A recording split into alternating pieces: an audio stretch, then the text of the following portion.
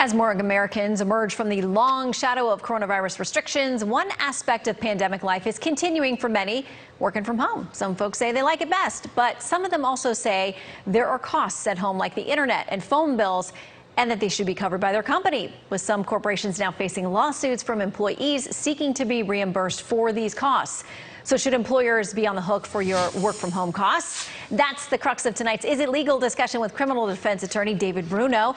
And we have been working on getting our buddy civil rights attorney Robert Patillo. We're having some technical issues, but if he joins, we'll let you know. David, welcome. Always a pleasure. Thanks for having me, Shannon. Okay, so the LA Times reporting on this says home expenses such as telephone and internet fees, extra energy to heat or cool a house, and office supplies can add up to $50 to $200 a month per employee, according to more than a dozen lawsuits examined by the Times. If expenses were incurred during the entire duration of the pandemic, that could add up to as much as $5,000 for every worker. They say there are a lot of these lawsuits now in the pipeline. What do you say? Well, first and foremost, there's not a federal law that's on point here. There's not a federal law that applies to all 50 states, so it really does depend on the state. And that report's coming out of LA.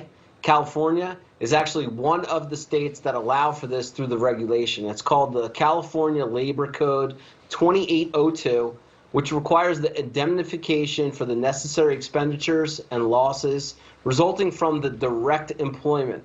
So as applied, that could require the employers in California and states similarly situated to actually require the reimbursement of expenses that are directly related to the employment. So it depends on the state. And some states have it, some states don't. California is one of them that does. I thought this was an interesting statistics from Pew Research. They're asking employees, who can you work from home as of January of this year, 2022?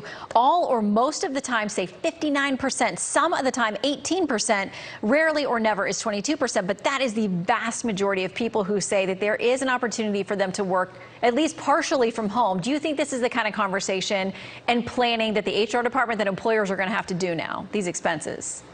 Yeah, absolutely. Look, we've learned a lot from this pandemic, and I didn't even know what Zoom was before this started. Me either. Right? I mean, and the courthouses, too. I'm a lawyer. I'm a litigator. I'm in court. And we're still doing Zoom appearances, right? So, I mean, here at the Bianchi Law Group, we're flexible. We're coming and going. And they're open to come in and work here, and they're open to be at home, too. You know, but these employees, be careful what you wish for. Because, I mean, there's flexibility in scheduling. I mean, nobody's checking really when you're on, when you're not, when you're doing your work and when you're not. And forget about traffic, too. There's no commute. There's no traffic. Summer months are coming. Forget about the Parkway. If you want to go down South Jersey in the Parkway, on a Friday, good luck, right? So you don't have to deal with that. So employees, be careful what you ask for. But at the same time, I think employers should be reasonable. I mean, there's one thing. I mean, it's like computers, fine. You know, maybe phones, fine. But then there's some reports in these complaints that, like, employees are trying to get, like, the cost of rent for the office that they could have used in their house. Right? I think that there are some unreasonable demands in these complaints. But at the same time, I think it's a worthy conversation for an employer and an employee. And if the state requires it, well, then the employers have to do it. But at the same time, employers should be reasonable with their employees and make a good culture and make a good place to work. All right, David Bruno, thank you very much.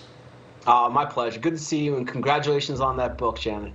Thank you so much. All right, some good news.